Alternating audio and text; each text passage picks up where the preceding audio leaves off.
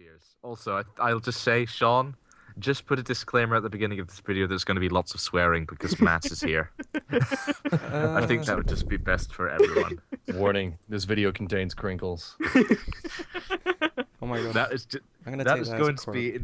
going to be our intro. I'm going to quote that right at the beginning. That was perfect.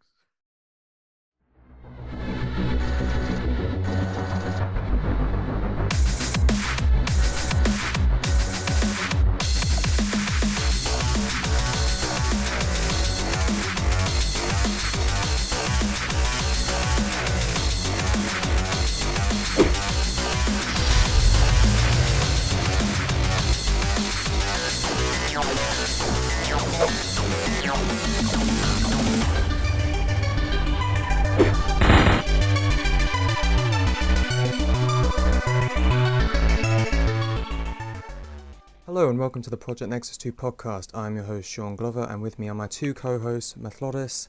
Hello, Methlodis. Hello. And the Walrus. I have a packet of cocaine in my pocket and I'm feeling fine. That's great. Yes. So with us this episode we have The-Swain. Hey, I'm The-Swain. I was here last time. Yeah. And Yes, I'm back. new to this episode we have Matt Jolly. Hello, Matt. Yeah, I tried to be here. Yeah. So, I'm not sure if you both have seen the new intro that we've got. Have any of you?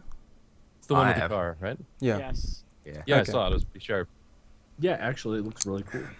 It's the tits. Yes. Alpha Nueva, wherever you are right now, that you are literally the most handsome devil Yes. of all times. Thank Yes. you very much. Yes. That's the fellow that put that together for you. yeah. Alpha Nuva from Newgrounds. Yeah. Check Yeah. out his stuff. It's awesome. He's Check an out old his- MC.net veteran. Yeah. Well, how do you like that? Well, how'd you like them apples? Okay. Pretty good. Well, I like them Edibles. apples pretty good.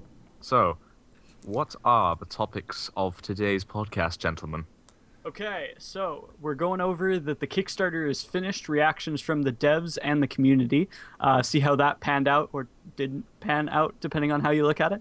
We're going over Madness Day, including what the devs thought were the best entries of the day, just honorable mentions, things that happened that we liked.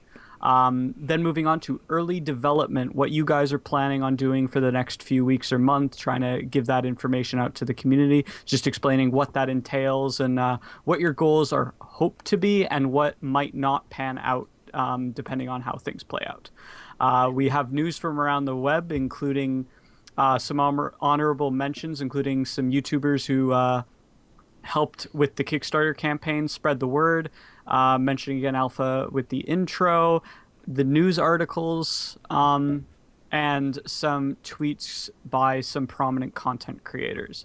After that, we've got questions from the community. This includes a lot from forums, specifically a podcast thread dedicated to questions, as well as some Facebook and Steam Greenlight community questions. And then we have a couple of community ideas, just general gameplay mechanics people would like to see in the game and what the devs' reaction would be to those. And I guess I'll go to you, Walrus, in your very sultry voice. Okay. This is my sexy little title of... This is a short summary of Project Nexus 2. I hope you like it. I spent a day on it. It's A+ all around. Get I hope. on with it! You get on with your life. Messily violent game of the century. Based off the Madness Combat series and its darkly comedic take on ultra-violence, the game includes a story mode following the previous game's protagonist's destruction of the ultra-scary Project Nexus facilities, an arena mode where you create your own character to fend off waves of mooks, and a Z survival mode, pitting a small group of survivors of your very own against the wilderness and wastes of an undead Nevada. The constant torment of the Z threat, and the bands of lunatics that survived the original outbreak. The game, once finished, is going to have all this and more mid-2015, so get pumped, get ready, and get mad. That was beautiful. Pun! It's the best pun. That was amazing. You didn't fuck up as well. Like a didn't fuck WrestleMania. Yeah, that was pretty good, dude. I'm sorry, last time I did that, Sean, I fucked up so many times. Yeah. It You did. sounded really good, though. I spent about 2 Yeah. hours editing that. That was great. I appreciate Okay. it. Right. So, main order of business. Let's have a little chat about the Kickstarter. Mhm. We did it. We did it. Yeah, we did. Yeah. Like, what more do you need to talk about? Yeah. Wait, Well- actually, we didn't make it. Yeah. Well, we didn't make. We Okay, did make our first stretch goal, which was depressing. But Well, You yeah, know. yeah. The thing is, like, Swain isn't sending me money yet, so I'm a little pissed off. Well, it's out of my hands until Amazon is done twiddling their thumbs or whatever it is they're doing with their many extremities that involves not giving us our money. So we're still going waiting on from what's currently happening, since the Kickstarter ended, there was a few events during there, including some fake pledges that were later removed, which we went from like 77,000 to 64, which didn't Like, it mean was much. fucking ridiculous. Yeah. Oh yeah, justice Well, the will thing be is, ours. like, yeah, Yeah. like, actually, we should probably just stand back and let you ask your question. Yeah, before we go into tirade mode, which we're like on the precipice here. We're gonna have to hold. No, you back. sorry. Bringing that subject up makes me mad. Yeah, fair enough. I'll just glance over it, just saying that the person who made the fake pledges was identified and later removed it, thinking they were helping the community out, not knowing what they were actually affecting. But even though that it went down from 77,000 to 64,000, it didn't matter much since we knew that money was non-existent anyway. But as far as the actual Kickstarter itself went, we got enough backing from the community over the last few days of the Kickstarter to push us over the edge, and you guys got past. Now, what happened after that? That took place internally with the Kickstarter through Amazon payments and all of that. You mean just the step by step between Kickstarter ends and where are we now and like everything that happened in between? Exactly. Okay. Right. In my position, I'm just waiting for Swain to send me money so that Right. I can fly out there and be there. Yeah, I'm the ringmaster I- on this because it's all in my name, but yeah, that's the thing. Right now, the process that the Kickstarter goes through, and we are learning this by doing also. We don't know Oh, what yeah, comes we next have at no any point fucking because we've never idea. done this before. We have no fucking so, idea. We're fucking figuring it out as we go. Yeah. So first step is Kickstarter finishes, and the first thing it does is it sends out it charges everybody's cards they put onto their Kickstarter accounts depending on what they backed, and some of those go through immediately. Some of those take some time to process. Mostly U.S. continental backers. Typically, that goes through right away if the card is valid. If the money is there, they get charged right away. We've had some backers and some donors from all over the world who they had some trouble with the cards, not inherently anything that was their own fault or even their banks. It was just something that needed to happen to We're not pointing communicate. fingers or screaming and yelling. Exactly, yeah. Of course, there were some jackasses, and of course, then there's the errant, oh, I thought I had the money, but I didn't know that it charged me until the last day. I thought that it Or charged me fucking right away, so Brazilian people got piece of overdrawn. And, yeah, it's just, it comes with the territory. But that's why Kickstarter gives you 1 week to fix it. And as of this past Tuesday, that was the deadline for 1 week since the end of the Kickstarter. So we're now a couple days past that. And so now we know exactly how much money has gone into our account. Thing is, people can still file claims or oppose the charges, I think, for the next week before the money is relinquished and we get it. So we still have a couple days before we see that, if everything goes according to plan. So for the time being, it's kind of like an escrow. Like it's being held by Amazon. We don't have access to it. Right. Although everybody basically you could has brag about it, but you don't have it. Yeah, effectively, yeah. Like we It can looks look, good, but you're still holding your breath a little. Yeah, and people can still. I've heard that some people, they were having trouble with it, and they've taken up claims with Amazon having nothing to do with our project. It's just like there were some problems with people's credit cards. I hate to get too much into people's personal information, but I've been responding to messages and handling the people that have had some trouble with this whole payment process. I understand it's tough. You have to do it the way Kickstarter says you have to do it, and that's just not easy for everybody. Which is why we're going to be putting the PayPal up on our website in the near future for those people who got cut out of the process through no fault of their own. We still want you on board. Yeah, there's quite a few people looking forward to that. Yeah. Yeah, the thing is, like, we don't want to exclude people. Mm-hmm. Now, for those who back the Kickstarter, but those payments failed, and then they go onto your PayPal account and pay there. What happens to the original Kickstarter backing that they pledged for but weren't able to make it at that time? Well, it depends. If it was a large, memorable pledge, it's a lot easier for us to remember an individual out of the thousands, 1,200 something, who backed the project. But if somebody, say, put $15 in for the pre-order and they did it like in the first 3 days or 4 days, the problem with that is that Kickstarter has now removed them. As of Tuesday, Kickstarter has removed them as a backer. There's no record of them whatsoever. So even though they may want to come in and say, hey, you know, I had the Hank armor, I had the Jesus colored armor, I had the, you know, etc. Yeah. Right. Fact of the matter is, we don't have any documentation of that, so unfortunately, we can't honor that anymore. Okay. Even if it wasn't their fault, there's nothing we can do about it. We're giving out the reward to these thousands of, well, again, 1,000 point, like a quarter people, based on Kickstarter, and we're doing this en masse. We can't really. It's very hard to go case by case. And have any kind of proof from people that they were there to back the project in the beginning. Mm-hmm. We are going to give opportunities for people to still get on board with the early access and the beta. Right now, anybody who backed the project on Kickstarter and got access to the game, who will be sent a code, these people will have access to early access, beta, and alpha access automatically. However, go ahead. I'm sorry. Well, that's the idea. Is like we want to like make things good for people who, you know, benefacted us early. Yeah, precisely. And I don't want to take that away from people who jumped at the beginning right then to try to push this project and then just say, you know what, you could have waited till the end and you'd have gotten the same crap anyway. I'm fundamentally against that. Like, ethically, I don't think it's right. So we need to respect our backers. Yeah, you can't do that. I mean, like, Right. I hate thinking about ethics while you're doing video games, but But it's there, yeah. a point. It's a thing. All Cool. right. So yeah, we seem to be agreed. Next question. All right. So now that the Kickstarter has ended, what are your next plans? You've already talked about PayPal. There's been mentions of you guys doing maybe something like an Indiegogo in the future to fulfill the rest of the stretch goals. Is this something you're highly considering right now, or just saying that it's a possibility? And if so, when in the future should we start? Would we be able to see this?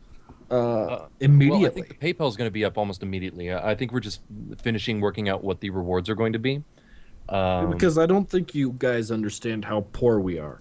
Yeah. So frankly, throwing out the hat and saying "give me money" isn't throwing money into my money bin. It's, you know, feeding into my, you know, Right. food budget. If we try to like Scrooge McDuck into our pile of cash from this, we're going to break our necks. It's just not going to work. That's generally how physics work. If you jump into a pool full of coins... No, it's not even physics. It's not even physics. It's just me saying, like, you know what? I'm doing what I love, and I'm dying here. You want to help me out? I love my job. I'm so hungry. I can't It's like, you want to buy me some fucking chicken breast because I need some protein? I can't live off of happiness. I do really No, like I the idea really of having can't. canned Oh food my right god, now. shit! I get so many fucking emails about people like, "Where's Madness 11?" And I'm like, Language. Fine. Sean has to edit that. "Well, Do I? that's fine. Put a beep." Blarming, flanging emails. Do I even need to? It's just like people ask me where Madness 11 is. I'm like, you know what? I'd love to make that for you, but I'm not fucking 19 anymore. Madness 11 confirmed. I'm kidding. Jackass. I'll kill you. I'll kill you with my own hands.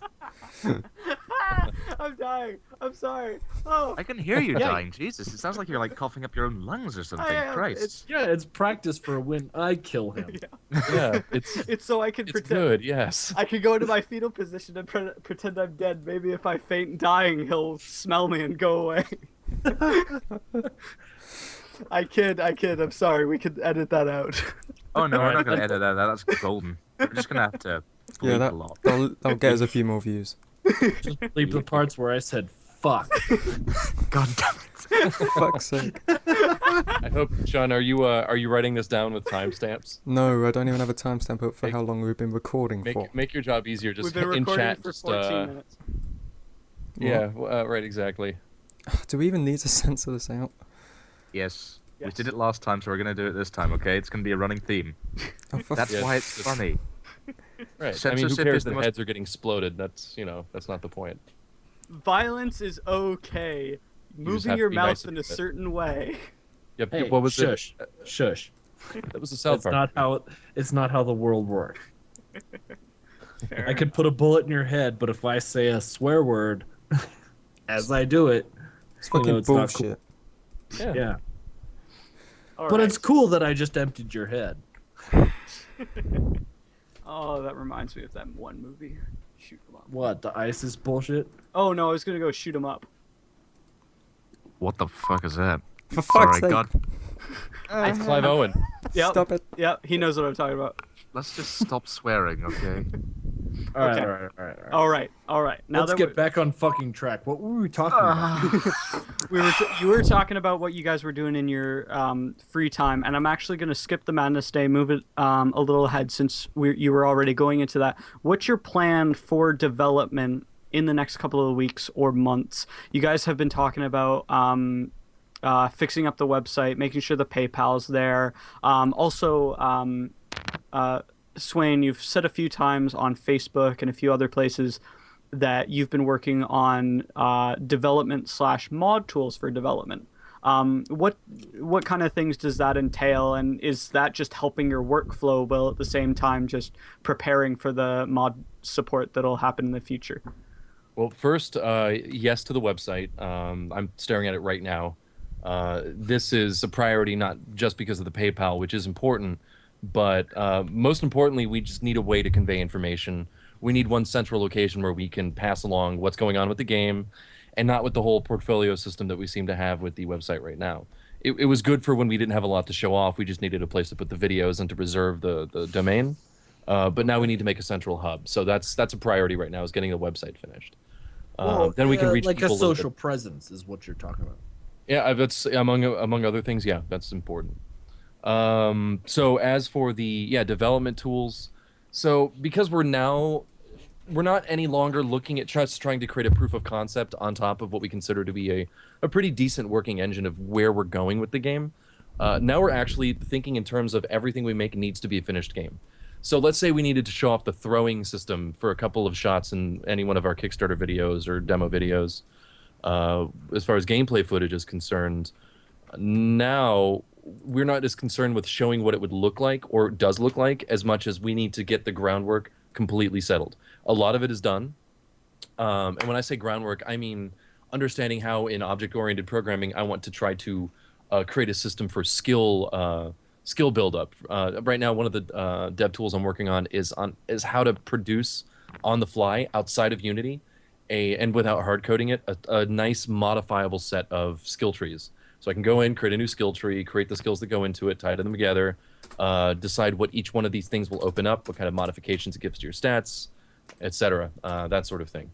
So I'm starting there, and from there, once I have skill trees, I can start doing character development, weapon development, and I'm not sure if I'm going to tie. I don't know if I'm doing this as a Windows app or if I'm just going to make a built-in Unity editor where you can go in and actually see the 3D models in effect. But this is, of course, it's all up for grabs because I'm still working on it right now. So in a couple weeks, I'll have a better idea of what all this is because hopefully it'll have been finished.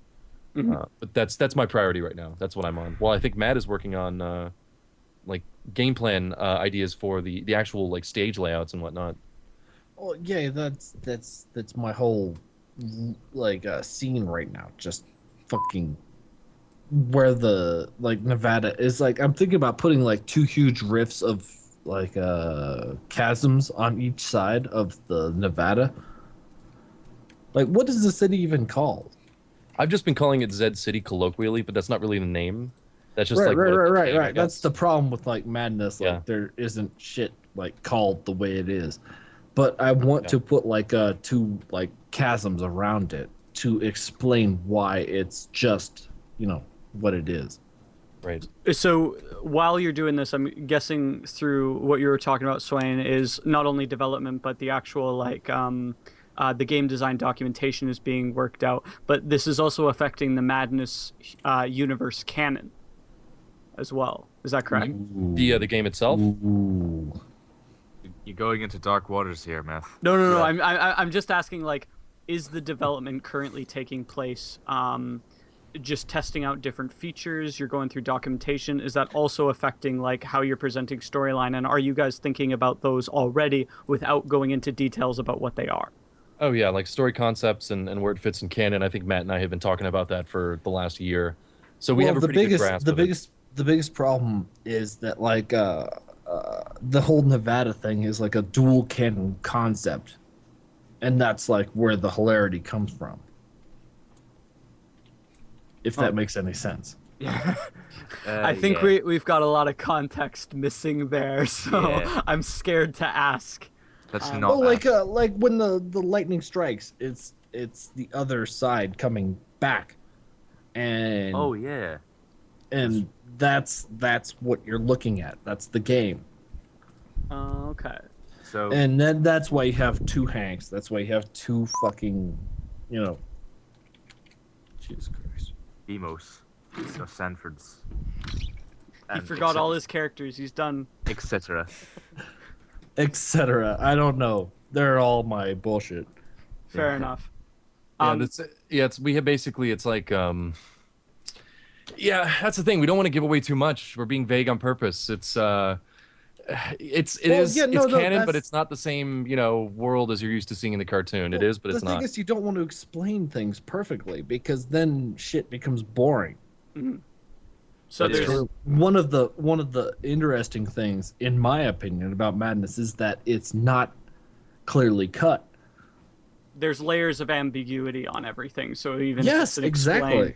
explained, Every single thing about Madness, even the title, is ambiguous. Like, you'd expect from a cartoon that's called Madness, you'd expect it to be a bit, Out of there. bit fucking doolally. Sorry, I didn't mean it. Sean, don't kill me. This is just going to have to be edited and cut up constantly. This episode won't go up for another week with this edit. Yeah. You're going to As be long as you're going to be an audio engineer by the end of this. Hey, as long as it's up, man, I will hug the crap out of you. All right. Okay, you're a bit underage, but okay. Hey, man, don't judge it. Young bud is good bud. What's happening? I'm sorry? Okay. Getting back. hardcore thing to Rerailing. say. I'm rerailing everything. Okay, getting back on topic.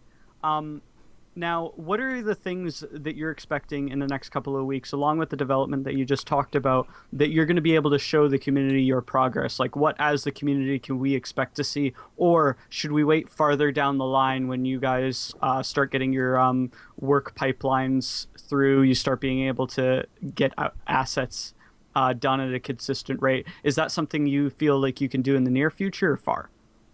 You mean like visible assets, like things that players can see to? Yeah. Like if you start doing things like weekly posts on what your progress is, are we going to start seeing screenshots of what those happening, or even small videos? Is that something? I hope so. Is that something that's going to be close? Like, can you already do that, considering that we all know it's development material? Or are you going to wait till farther down the line when you either have it more polished or there's just enough content to show? Oh, no. We're going to show people all of our dumb garbage. Like, all the way.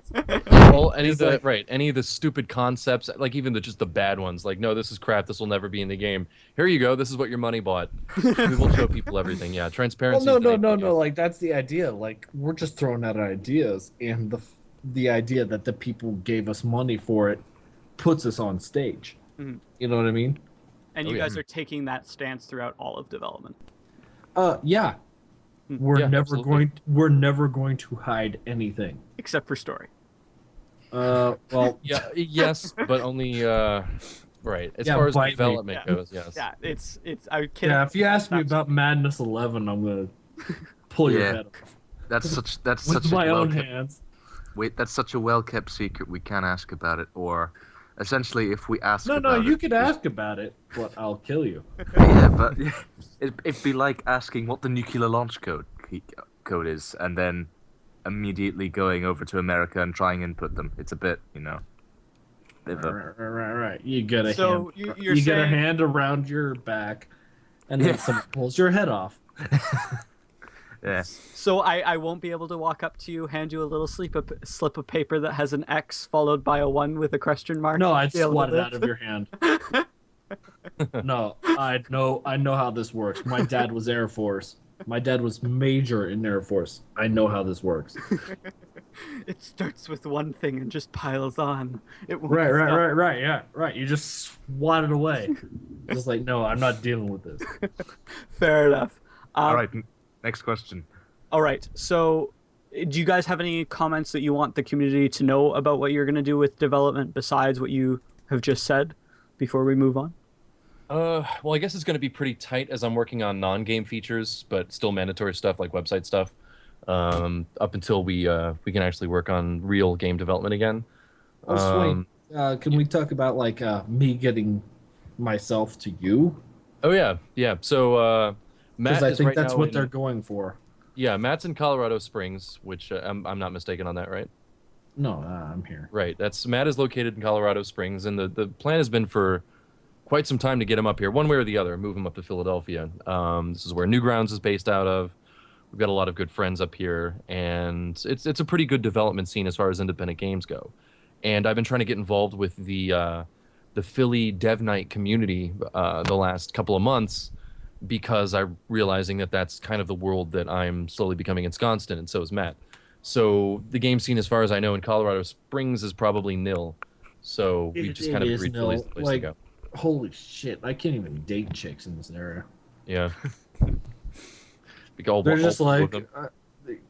fucking forget about it. And yeah, so getting them up here is a priority, and it always was. We've come up with the cleanest budget we can for him to leave the most behind, so we save on shipping and moving costs to get Matt up to Philadelphia. Yeah. I'm leaving my guns behind. I'm leaving my furniture behind. Jesus. Everything, I know. It's the lifeblood. He's cutting himself off from the tap. So that's obviously. Do you know what something that guns needs I to happen. own? Come on. Mm-hmm. So we've got a couple plans for housing arrangements and what to do to get him up here. We're aiming for endish of November. Sooner would be better, but that's contingent on other things. Other housing arrangements for myself up here. If I sent you an invoice, would you like send me the money? Yeah, for what? For the moving you up here stuff? Yeah, because I could do that early this month. Yeah, all right, well, I mean, we'll sort it out. We'll get all that stuff worked out. All right. But that's Well, the the most. thing is, existing like, thing it's getting Matt up. like a 2-week or a 3-week window. Yeah. Yeah, so I guess, really, as far as our list of priorities goes, step one, get the money from Amazon, make sure that goes off without a hitch. Yeah, and of course it'll help if we have if we've settled on the company name. I don't know if we should reveal our current winner, but maybe we should hold off let's until we tell actually them. feel a little bit more settled on it. I'm fine with it. I like it. I want to do more research to see how available it is. But yeah, once we get that, we can have the bank account revolving around the company. We can finally finalize our partnership with Steam to get the game and all demos. Right, you get and your whatnot up mom there. like helping us out. Yes, my mother is an accountant, so now the world can know. Okay. My mother's an accountant, and she's That's actually this is the one thing that she's amazing. So it's great. I don't have to pay anybody to do my taxes for me. It's wonderful, and so because and obviously I can trust this woman. She brought me into this world kicking and screaming. So this is a boon to have. That was my MO. Just Yeah. screaming and yelling. Yeah. Oh, I was a Alright. whiner. Well, it seems like everything's going well. Now to go to Madness Day. So every year on September 22nd, newgrounds.com, the website that Matt started Madness Combat at, and then the series gained popularity, celebrates Madness Combat in a full day in which fans, as well as just fellow artists, pay tribute to the Madness series with their own creations, whether that be animations of their own, art, or music. There's been quite a few good entries this year. If you guys just want to discuss and talk about it, we can take a few minutes. There's been like a lot of good fucking entries. Apart from the video games, there have basically been none, which was a bit sad. Because the last time we had a Madness Day, there were loads of good games, but mostly this year it's been about those animations. Yeah. Well, don't talk about the games. It's about the animations. Yeah. It was quite impressive. Did you guys have any that you wanted to bring up? Anything that comes to mind? Some honorable mentions? The one, the Tokyo one. Mm-hmm. Holy shit! Like, oh my god. That was actually... Yes, I shall list these off once we say them, because I have all the fun sort of stuff there. That was Korosu Madness in Tokyo, and I'm just gonna get... Yeah, and I really loved how he dealt with the mag agent. Yeah. Just one short little, like... Like just a one, jump cut. Yeah. Just jump cut. Blood everywhere. Like, I'm done with you. So that was made by Hizu, who is on the Newgrounds, and he did Madness Day last year, didn't get in. But I think this year he's really outdone himself, and he did really, really well. It was interesting the way he was able to get the colors in there, where it wasn't Madness Combat with the grayscale. It wasn't, was it Zonix? It was Sonic sort of style, where the characters are quite big in the way that... But also the fact that even more so than Zonix, was it was very colorful. I was surprised they were able to pull that off. Right. So do you want to just go around with everybody who's favorite, like just go through favorites of each of us? Yeah. So Matt's done his. Michael, you want to say in this? I was gonna wait and see what you guys said. All right. So you want to? I got involved, but I was kind of on the sidelines for this. Fucking go. Okay. I personally really liked Realm Project 00X. Sorry. It was a really good one. I mean, it started off a bit slow for my tastes, but once it picked up like, wow, it got fantastic very quickly. I also I love the fact that it tied in with the canon. Exactly. It was an attempt by the community to tie it in with the canon, and it didn't seem gimmicky, forced, or childish.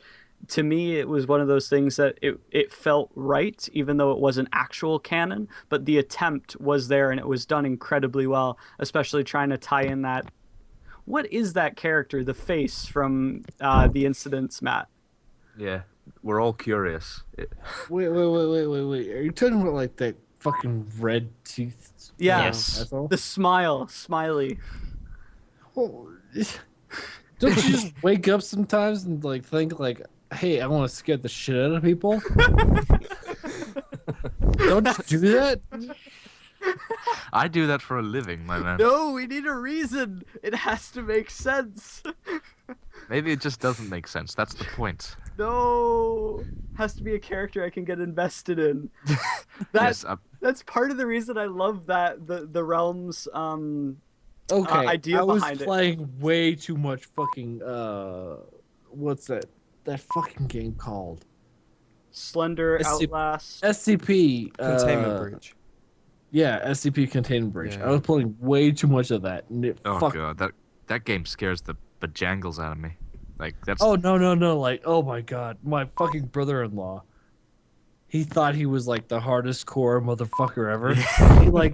he was like hovering over my shoulder, and then like I was playing this game, and then he, SCP bounced out like he does, and he like fucking falls on the floor. That's good. That game will bring grown men to tears. Also, I'll just say, Sean, just put a disclaimer at the beginning of this video that there's going to be lots of swearing because Matt is here. I think that would just be best for everyone. Warning, this video contains crinkles. Oh my god. That is going to be our intro. I'm going to quote that right at the beginning. That was perfect. You have been crinkled. At the end. Yeah. Jesus fucking Christ. I'm sorry, Matt. I didn't mean it. We love you. We love you. I'm sorry.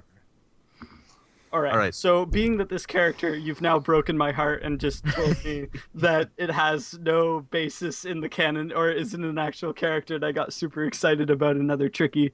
Let's move on. Yeah, and I'll just back kick you into another terrifying realm. Yeah. So, Sean, you've been quiet for a while. You have a chat. What's your view? On Madness Day. Yes. Yeah, actually, this is all about your review. Yeah. I think this review has been building up for quite some time now. People have been anticipating it, and I have to say that I'd probably give it a 20 out of 10. Perfect. It was alright. Oh. No. 10 out of 10. 0 out of 0. I would bang. It's just like, oh, it's good. I loved the submissions this year. I liked. Yeah. There wasn't that many collabs this year. I like the collabs. I like the interaction with the community when they. Yeah. that. The collabs that were there were actually pretty well, they're actually pretty damn good on the Yeah. whole. Oh, before I forget, I don't know if anybody's about to mention this one because Go on. I don't know if any of us are going to mention it because I'm just quite scared that it might not get mentioned, but I think the underdog for this year is High Speed Madness. That was fucking funny. Oh, Oh yeah. I like Yes. that one. That was great. yeah. High Speed Madness was that managed to make me laugh out loud, and I don't know why, but it was so good. Oh dear. Oh yeah, there's a lot of artwork this year as well. Oh yeah, I think you should, while we're talking about this, just display the Madness Day artwork as we do Yeah. this on the front. Just do that, I'll have please. some music in the background. Do you want to describe the artwork while I have some like jingle in the background? All right. So, essentially, my favorite piece, I suppose, is Mac Bandit. He's essentially a sort of drawing of what the Mac Bandit from Project Nexus 2 would be, and if Sean is being a good boy, it should be up here, of it being prominently displayed. But I just love how freaking very sort of cool it just looks in general. I can't really describe my feelings for it very well because I'm not very good at that sort of thing, but I love it. Just very high contrast, very high in quality, and just looks super fun. I love it. Yeah. You got. That was a great analysis. Thanks. I know. Excellent. Nice. I love it. It was nice. It was okay. I wouldn't give it a B. I might give it a C if I was nice to you, but it was okay. Yeah. Wow. You got a favorite, Matt? I think it's the one by Rhunyc. Which one was that? Let's see. I got it. Let's have a look at it. Rhunyc. Yes. See if I recognize it. Here it is. Mr. Hank in the background, crow and motorbike. Oh yeah. Looking all He's just like walking with the fucking thing. with the fucking thing. Yeah. Yeah. It looks beautiful. My personal favorite was the one with the sheriff that was put a few Yeah. days before Madness Day, but it was really well put together. Basically, the entire backdrop is all the Madness characters dead except for the sheriff who's sitting on top of the corpses in this like catacombs-esque room that looks Yeah. like it was shot to shit. Probably one of my favorite, mainly because it looks so polished and clean. Not in the sense of the grittiness, but just in Did the sense Shadman of like, do it? quality. No, it wasn't Shadman. Did he actually do? No, I don't No. think he did any artwork for Not this year, I don't think Yeah. he did this year, no. Yeah. which is a shame. Which is why I'm gonna beat his ass when I fucking find him. Yeah, So Shadman much- actually lives up in Philadelphia also. He lives Yeah, I with know. Stamper and No. Why does everybody live in Philadelphia? It seems that every single person who is amazing on the internet lives in Philadelphia. It's ridiculous. Are you calling me amazing? Yes. You are beautiful. You. Fuck you. You are beautiful. Fuck's sake. What the At fuck? any rate, I need to beat the shit out of fucking Shadman. What is your beef with Shadman? He didn't do anything No, this year. No, He I did- love. Yeah, that's pretty much it. Like, he didn't do anything this year. Oh, well, is it a love affair gone wrong? Maybe a little. Maybe I feel a little left out and neglected. Yeah. What's the problem? Now, also along with the Bandit Day thing, Tom Fulp also helped you guys a lot out during the Kickstarter. Like, what was happening behind the scenes there, and like, was this something that was going to be done from the start with the banners, or what was taking place behind that? Tom the was banners got watching pieced it. together. Tom was watching us the whole time. Yeah. Tom had a keen interest in it, and of course, we have a relationship with Tom. We've known this guy forever. Yeah, you know, like the last 5 Madness cartoons, he sponsored them. Wow. Yeah, I mean, that's the thing. I mean, this guy was there for us when nobody else was, when there was no way to make a living doing stupid Flash cartoons, and he was there. And still, he basically saw how the campaign was doing, and he wanted to, as an experiment, just throw up a quick advertisement on Newgrounds, direct people towards the Kickstarter, and just kind of see what happens. And we actually got a lot of attention through that almost immediately. And because of that, yeah, actually, that was he fucking left it up. crazy. yeah, It was almost the lifeline of your campaign. it was. Yeah, I would say without that, we probably would not have succeeded. And Tom knows it. Okay. I would say so. Well, I mean, face it. All of the like the Madness fan base, it comes from Newgrounds. And for Madness is a home and grown.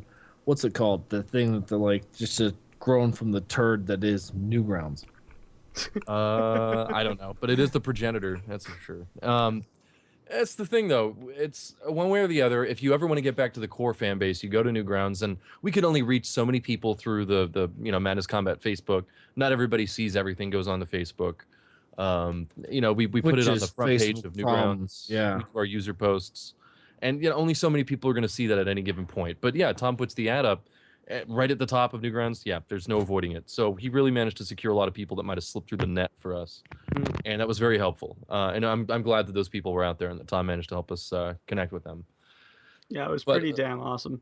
This was not a plan though. This is not something we had from the beginning. Just Tom and I talked. He suggested it, and I put together. Well, I gave him some of the Photoshop assets that I had put together for the original Kickstarter image up at the top, and he turned it into the first ad or banner, I should say, and then I developed them for him from there, which is how we got to talking about doing like a Newgrounds themed set of costume pieces, and just a little bit of cross promotion helped Newgrounds out also, and obviously we're indebted to this guy and to Newgrounds. That should be pretty clear.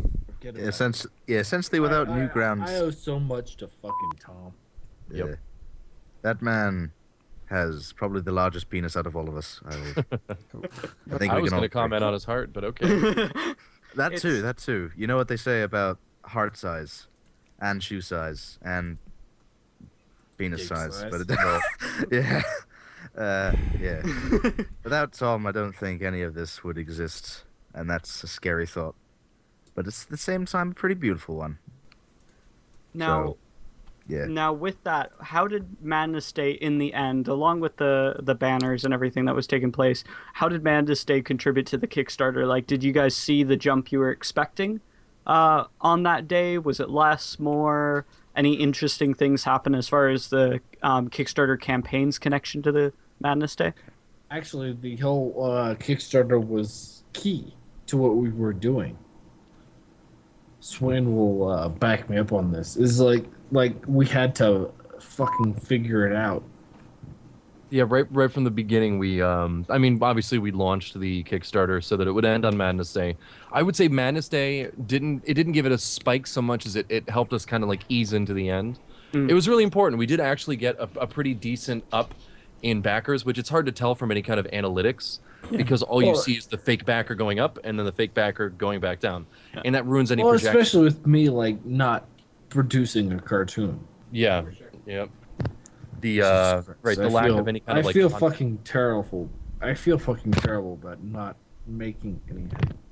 Well, we're sure you were hard at work and trying to get everything accomplished, plus pulling your hair out about the campaign. I think a majority of us will forgive you on one condition. What is this? Condition? No, I'm kidding. I don't want to go there. You'll kill me. No, I'll kill you. You're dead. You're dead. Already, Dead. already, you mentioned it. You're dead. I'm sorry. You're dead. What is this condition? No. I'm already dead. I can say it. No. It's as far as like your contributions to the Madness Day. I think most of the community were, being that we found out, or as a community as a whole, we found out that you guys were on this project. As far as that goes, I think that was enough for most people that you guys were still interested in, and I think a majority of us will agree with that. Right, Sean? Just say yes so I don't die. Yes. No. And you thought that was worth dying? Jesus. How long have we been going for? We've been going for 45 about- minutes. What Oh he shit, said. we're yes. close to the 50-minute mark again. Yeah, I know, Yeah. right? Damn it. Well, Let's I keep think going we're, for a not, few minutes. we're almost wrapped up, though, aren't we? I mean, we're towards the end.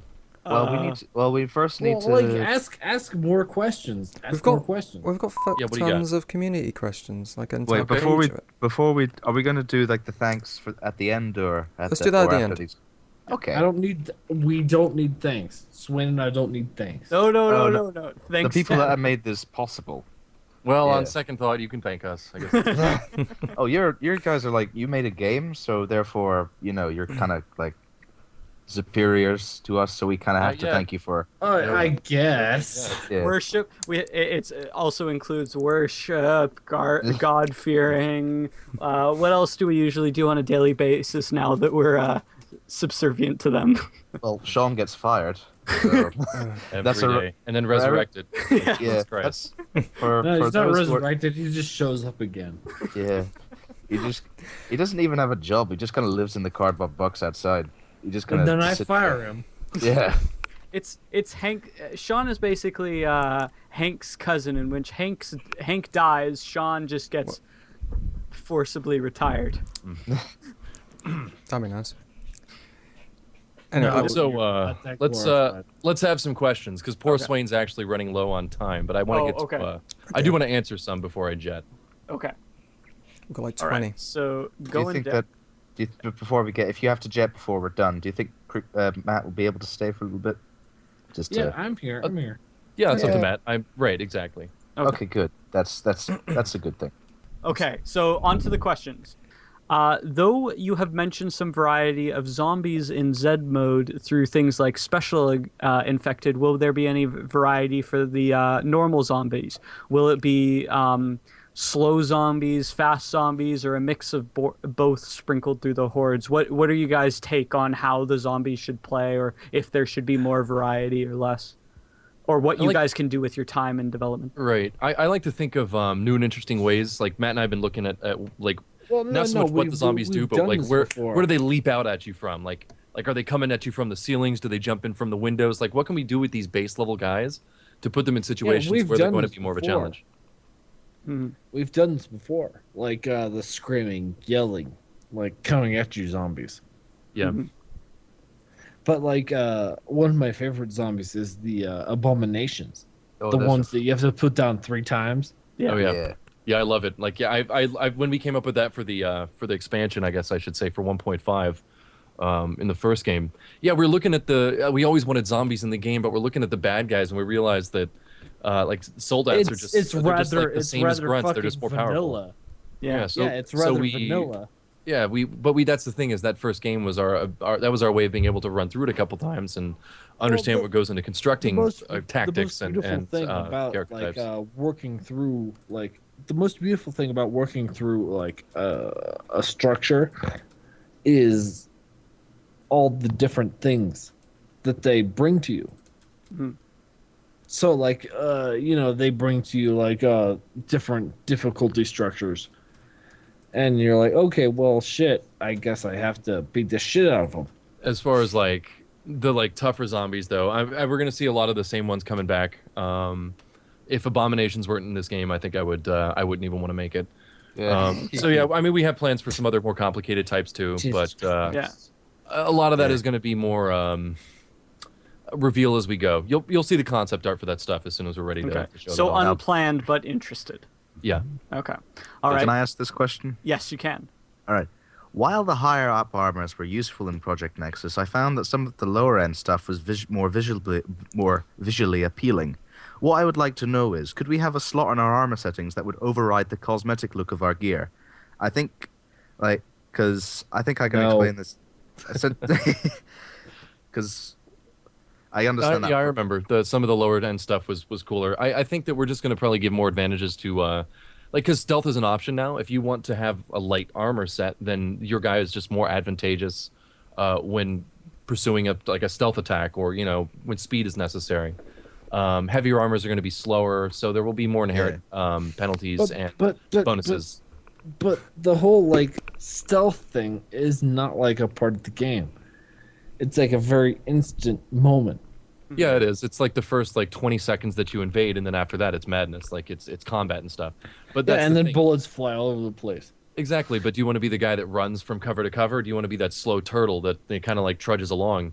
And heavy armor will let you do that, but light armor is the only way you're going to be on your toes. So it's less about being able to wear heavy armor but make it look like light armor, so much as light armor will be a viable option and probably a really good one. I mean, there's a reason Hank dresses light and doesn't just wear armor head to toe.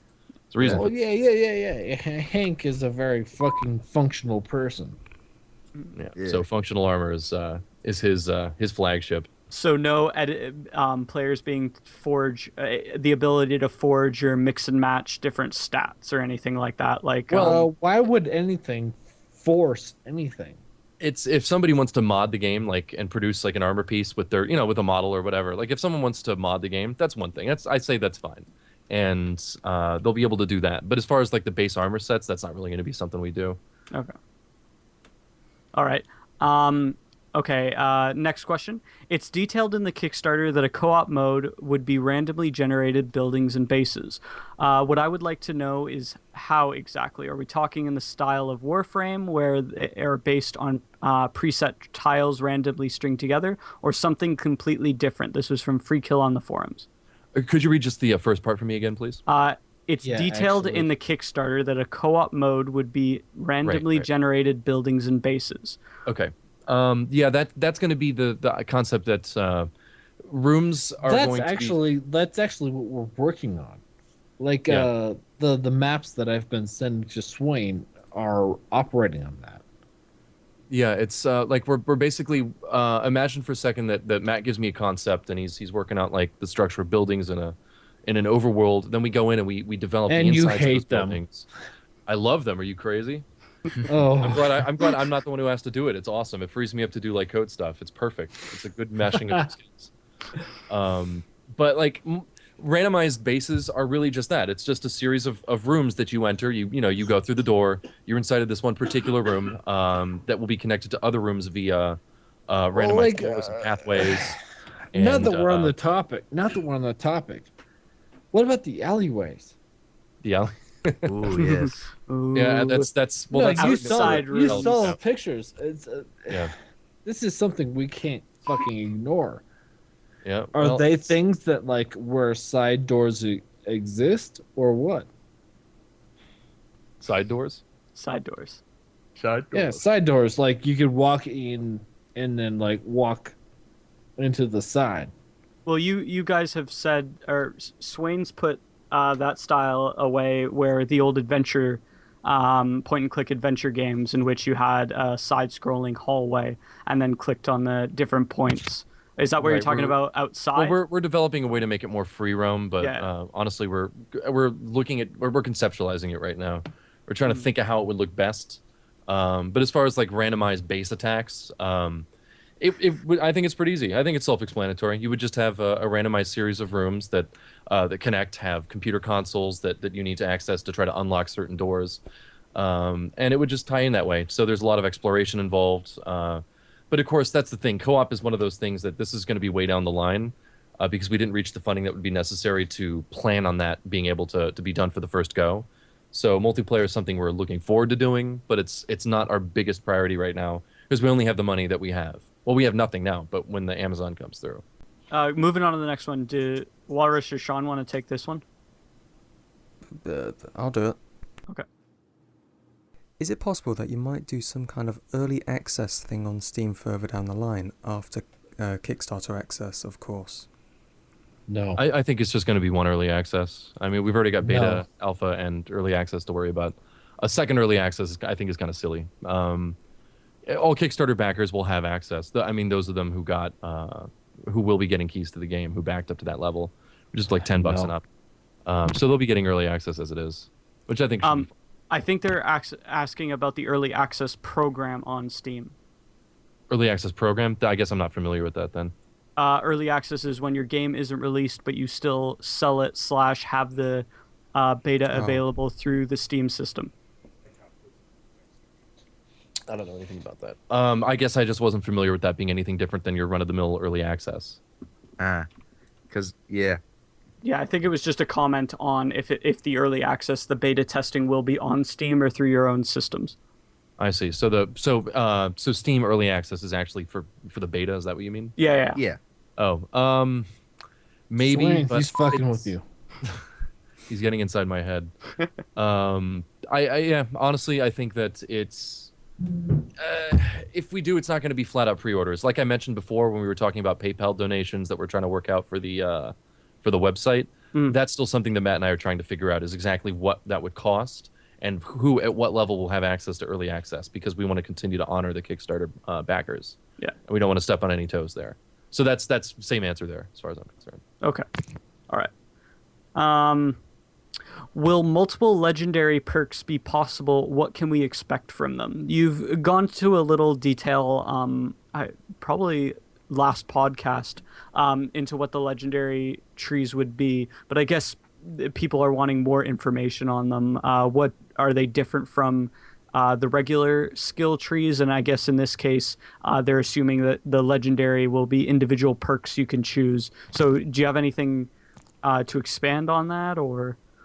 Well, I don't have the access, obviously, to the last podcast right in front of me, but so I don't remember exactly what was described. But I know that legendary trees are effectively, it's what sets the heroes and the villains of the Madness World apart from the run-of-the-mill dudes who come through and just, just like your arena guy. He was great, but could you float? Could you telekinetically push people back? Could you freeze time and fire just a crap load of bullets from the air at the same time, the way Hank does? These are the kinds of things that legendary trees will allow you to do in the game. And we are obviously concerned with making everything like way too OP. We don't want just one. It seems a little strange that you should have a character that can just do everything, because there's no character in the Madness World that can do just everything. So except for Superman Prime. Superman Prime and the Madness character. Confirmed Superman Prime for MC11. Yeah. Oh God. So obviously, without making everything OP, I'm right now trying to think of ways that would not disrupt the gameplay and make it, in the possibility that we have arena characters allowed to go online eventually. That would be a concern, and we don't want to give people the option to just make these OP characters that then we nerf, because that's despicable. So that's something that needs to be fine. Actually, that's something we're actually actively considering. We are looking into like making it so you can build up your character in story mode a little bit more than you could in the last game, which was not at all. But this time around, I don't know. But more than likely, it's just something that needs to be balanced. So. More than likely, the individual powers from the characters in the universe or the different skills will be separated. They won't be grouped together, and you'll be able to select a few of those, but not all of them or multiple like complete sets. How far? No, wait, wrong one. I'll kick your ass. How long will the PayPal funding be open for, and when do you expect it to be actually, open by? Do you have a date in mind? Well, as soon as the website gets done and we have somewhere to put it, so it'd be nice to have it done by like midway through next week. I've actually got the PayPal finished. That's the easy part. It's giving it a home is the tough part. And to keep it open as long as it takes, really. All right. As long as we see people are interested in pre-ordering, we'll keep it up. Do you think there's going to be events such as like playing with the developers, or like just develop like events with the community in general as the game is made? Yeah, for the beta especially, I'd love to have like it'd be nice if we could test some multiplayer stuff just to do it to see what the capability is, so we can know in the future whether or not that's like how possible it is to make that happen like right away. But yeah, like I mean, to play with the developers. Obviously, that's going to be tough if it's single player. We could do like a live stream or something, and people can join in as we test the game live. That would be one thing. But I think they're also asking if you guys would do community nights with other games, just for you guys to hang out with the community. Yeah, I didn't catch if that was specified. We could. I'd like to do community events. That'd be great. It's kind of important to stay in touch with everybody since we kind of get into this like work mode where everything else becomes tunnel visioned away and we just focus on what we're doing. But we've kind of dedicated ourselves and promised that we're going to get more vocal with people than other developers have been after the ends of their Kickstarters. So yeah, I mean, whatever we can do. And obviously we're relying on you guys to help us keep in touch with cool ideas like that, because yeah, anything we can do to maintain contact with the community and show that we're not just a couple of workhorses. Yeah, would be awesome. Yeah. All right.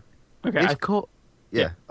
I think I'm gonna save the next question for later on because I think it's been answered quite a few times, Okay. and Michael does have to go in the next few minutes, so I'll just keep going down the line. A simple one for in-engine and kind of the gameplay reason for TAC bar. How fast are the bullets in the game and the Madness universe in general? I saw that question. I don't think it's serious.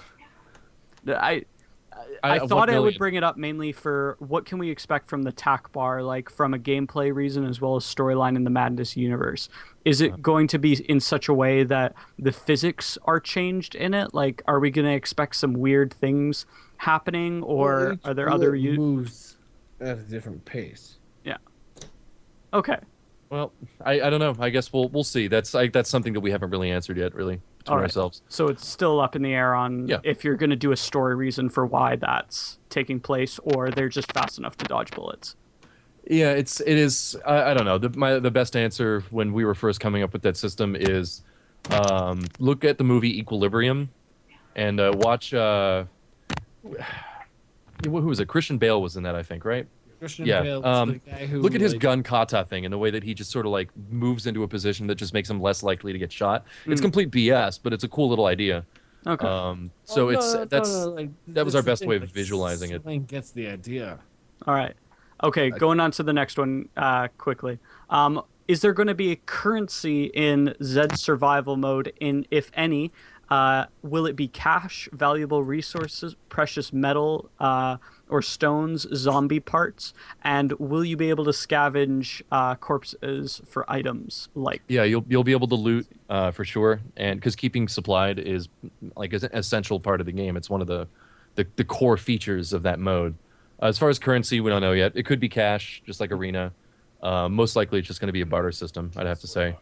Okay. Would you say if it's a barter system similar to the Fallout series where the items have a value, but you can trade back and forth as long as your initial value is what you had previously?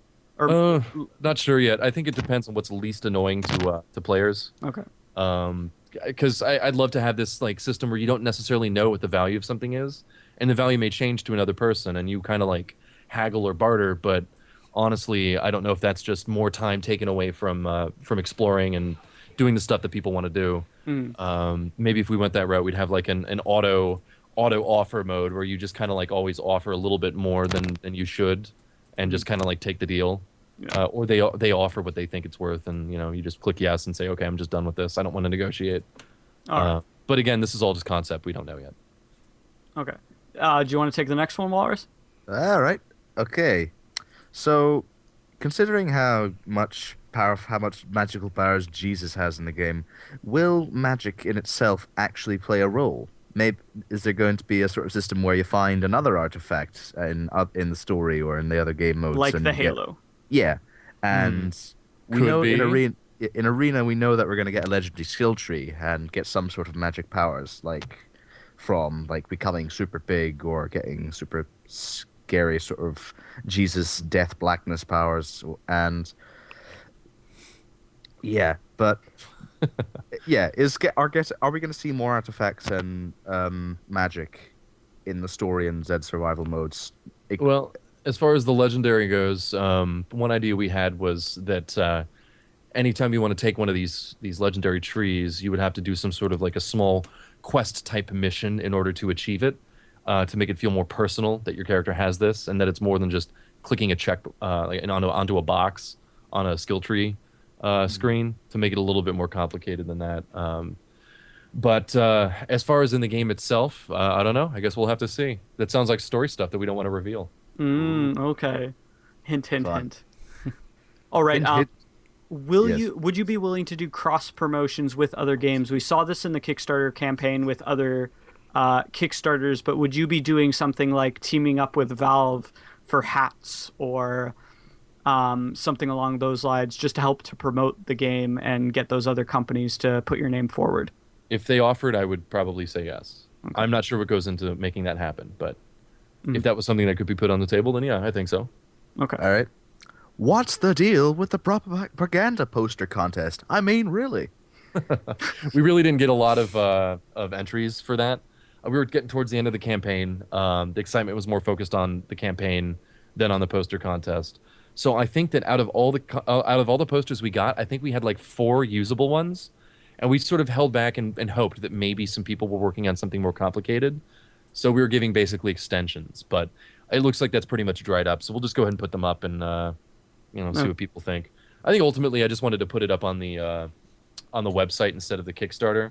So I've been rushing to get that done, since that's been a priority. Okay. But there's not a lot to vote on, so it got to be pretty pathetic. The other contests were awesome, but this one not so much. Nah, fair enough. All right, next question. Where's Cheshire? I don't know. Where is he? Tell me. Oh. He's gone. Okay. He lives around Krinkels, and he has a full-time job. He works. He's a manager at a store, so we can only get him when we can get him. So if I had to guess, I'd say working, and if not working, then he's on call. Yeah. So his role very much in the game, besides just the fact that he's just doing soundtrack, is going to be very, very limited in development.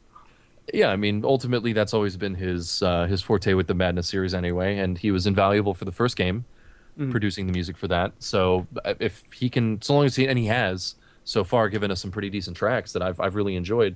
As long as he keeps it up, then he's got a place with us. All right, it wouldn't be Madness without him. Awesome. Walrus? All right. I think. Do you think we should skip this one here because it's a bit sure. odd? Like, it's literally the entirety is free. That's about it. So I'm going to misinterpret that. No is free. Yeah. Instead, I'm going to misinterpret that and say, do you think that you're going to add paid DLC to the game once it's done? Or do you think that you're going to take the TF2 approach and just be entirely free throughout its development life? It's a really hard question. Yeah. Ultimately, I think it depends on what we can make with the money we have. And then after that, it just depends on sales. If we end up making more story modes, and I think that we would, then that is likely to be paid DLC because they'd be like self-contained games. But if we're taking like the existing arena system and trying to apply it to multiplayer, I don't know why we would charge to put that into the game. Specifically because multiplayer is one of those things that we think this game can't exist without. And the idea that we would release it and then like an incomplete game that doesn't have multiplayer, regardless of the fact that this is all we can afford to make right now, and then adding multiplayer later to complete the game but charging for it, I don't think is conscionable. So I would probably say that if multiplayer is something that's a realistic prospect, that's not something we would charge for. You also said the other stretch goals that were on the Kickstarter list would be added as free updates when you're able to develop it, either with pre-order sales or after launch sales. Is that correct? Yeah, that's primarily. I can guarantee that if pre-orders continue to push us past and towards stretch goals, then that's absolutely something that we would just release as part of just like a free update. It's like, here's a part of the game we didn't have the time to make. Here you go. Just to, continue to reward the fact that people have stepped up and taken a chance with us. As far as sales afterwards, we're not sure. That's just one of those bridges that we'll have to see what happens when we get there, to see if future sales continue to to make that a possibility. But we're so far away from that, I just don't even know yet. Damn it! Sorry. That's okay. Just like somebody decided to tip their microphone over and dip it in chocolate or something. All right. So next question. I don't actually know who posted it up, so I'll let them grab this one because I don't entirely know what it means. Sean, was that you? Okay. I think so. They were basically... What, this one? No, the one above that. I think he was referring more to a more stealth aspect. He was just asking if there would be a way of adding a more passive way of playing the game, which I'm not quite sure why you would play a run and gun. Why would passive. Why you'd play Madness Combat for not violent reasons? Well, yeah, I guess we could give you an option to play arena where you don't play and your dudes do it for you. I don't know. Watch the titles. You can just sit there and like watch the screen. For like replayability, maybe? I'm not sure. Like a way. I think they're also asking about like zombie survival mode and things like that, where it's not all combat. How much? Let's just rephrase the question. How much of the game modes in things like HW, if you reach that stretch goal, as well as Z survival? How much of that game is going to be pure combat versus the strategy or management of your characters on the side? I don't know. I think that let me see. AHW mode is you probably would spend something like for every 5 minutes planning, you'd probably play for a minute of actual combat as this character runs through your base and just destroys everything, and likely kills you at the end, and then you do it again, and you use the money that you accumulated, like in the tower defense game, to try to enhance your defenses, better outfit your guys, upgrade your different tiers of soldiers that you have. You wouldn't so much purchase a soldier, you would just have your grunts, but what do they look like? You get to design their outfits and stuff based on in-game objects that already exist, and picking color schemes and that kind of thing. And on top of that, you're placing your rooms in a different order. Maybe this guy, maybe your base was too linear. You need to confuse him with some doors and some locks, make him go through some traps or something first. All this planning and whatnot is the game itself. That's the fun part. If you just wanted combat, you would be playing arena mode. So that's effectively, that is the game, is the planning part. So that's the vast majority for AHW. Okay. As for Z survival, I'm going to say that's up to the player. If you want to be exploring more, then you're exploring more. If you want to be managing your base more, then that's just what you're doing. So it's more in the hands of the player as far as Z survival goes. Okay, well, I would probably say that answer means there's going to be quite a bit of passive play besides just combat. Yeah, but it won't be all passive play. Yeah. It is still a combat game at its heart. All right. Next question. Could say canon characters show up in zombie mode? Maybe, but that's not really the purpose of Z survival. I would say it could happen. I don't see why not. I'm not inherently like opposed to it, but ultimately skills will work a little bit differently, and you won't be playing any of the canon characters. I just want to make that clear. That's not what that game mode is. It's not about being the ultimate badass. It's actually about being weak in a world that's overwhelming. So they may show up because it's sort of a timeline that's canon with the game itself. As we talked about last time, it supposes that the good guys didn't win, and the zombie outbreak rushed across the world, and thus everybody's doomed. So it's unlikely those characters survived, but who's to say that they didn't? Okay. Yeah. So maybe. All right. This is a question I was going to ask, and if you can't answer it, then don't, because it might be spoiler-y. Okay. But can we expect to play as any completely new characters in the story mode, that characters that we've not actually seen in any of the canon series, but we get to play as, new characters in general? Absolutely. Really? Ooh, that makes me excited. Yes. Let's stop there before we actually ask who those characters are. I don't want to spoil new characters. I won't be strict. That's okay. Yeah. All right. What do you think about adding in a sort of melee only or medieval mode? I think this is reference into challenge modes or a specific arena types. Yeah, it would. We do want to set up at least like a conflict mode where you can just sort of create a an encounter or an environment. And I would say that that's no different than just enabling and disabling certain weapons. It would be cool to just have a deathmatch mode that you play with bots. You create the stage and you either invade a randomized installation, or just have a deathmatch set of rooms that you keep respawning in. And whatever the case, it'd be nice to be able to enable or disable certain features of those maps, like disable grenades or like an only grenade mode, like we used to play in GoldenEye, where you could choose your weapon loadouts, as well as like your health and certain other rules, big head mode, that kind of thing. Okay. Paintball mode, for example, we have it set up so we can like randomize the blood that appears on characters, so it's like paintball. That's cool. I'm excited now. Yeah, there's another idea from this. So it doesn't matter. It was just like tying in with the same question, but it's fine. So okay. That's it for the actual questions that we have for the community. And because you already answered one of the community ideas, we only have one left before we end.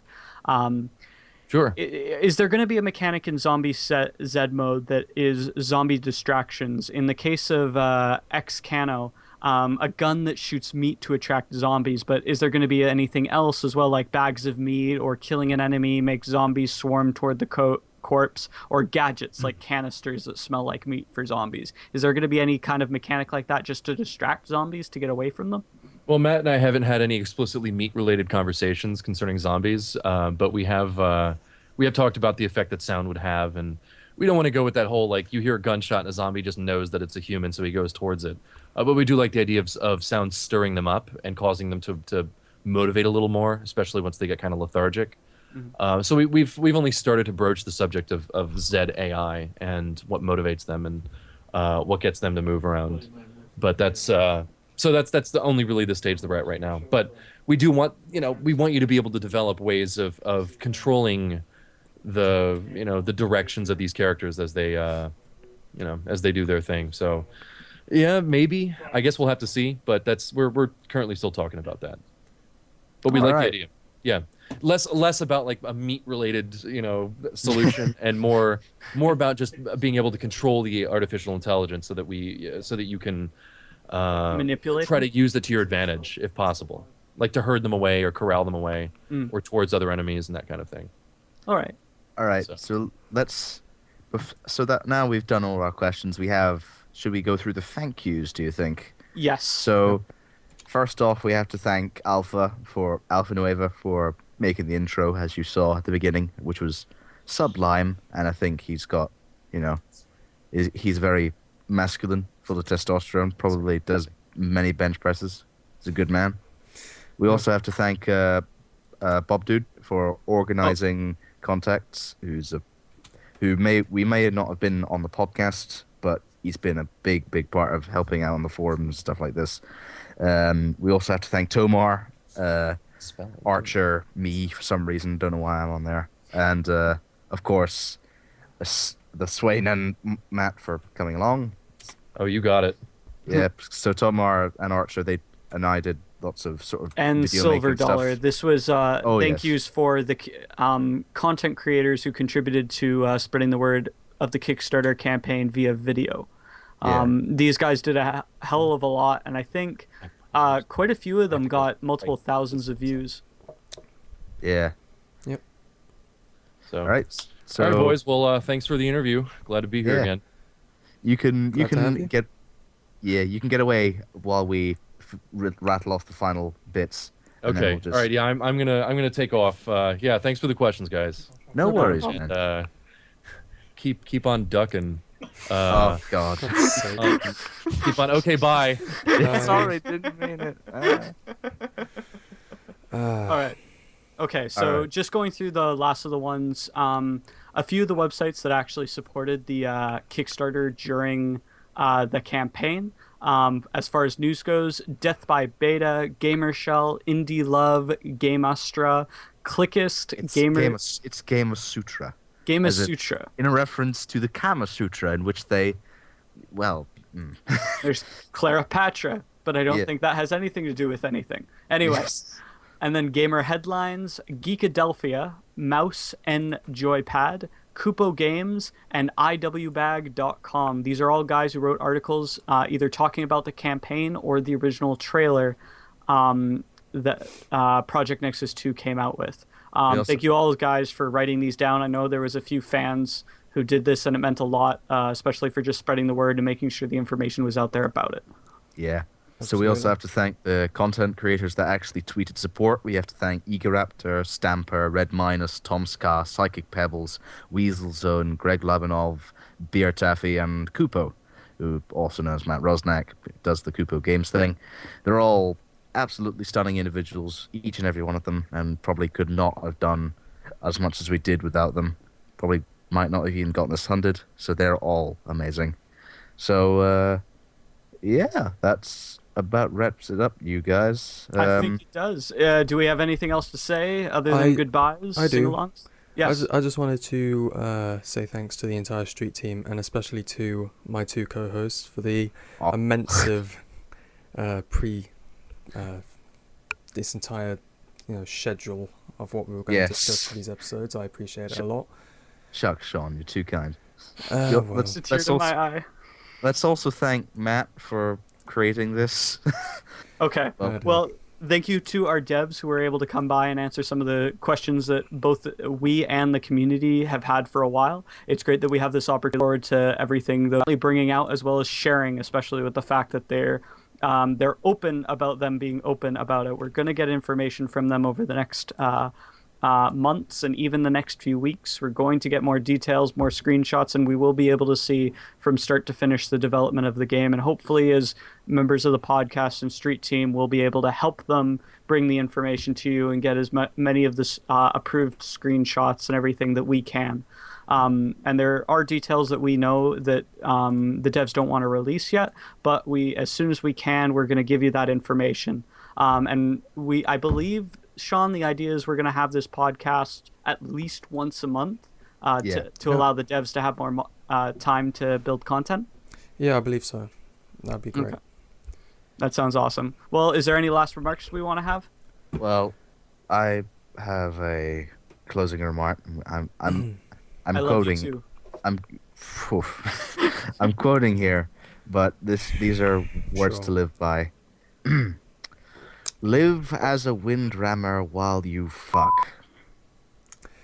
I think we don't. I don't. Thanks for need- adding another Thank you, swear word guys. to sentence. Yeah. We're glad you had that on the podcast. Goodbye, Walrus. You're retired. Ah, Goodbye. yes. Bye, everyone. You're fired. Bye. Have a good one.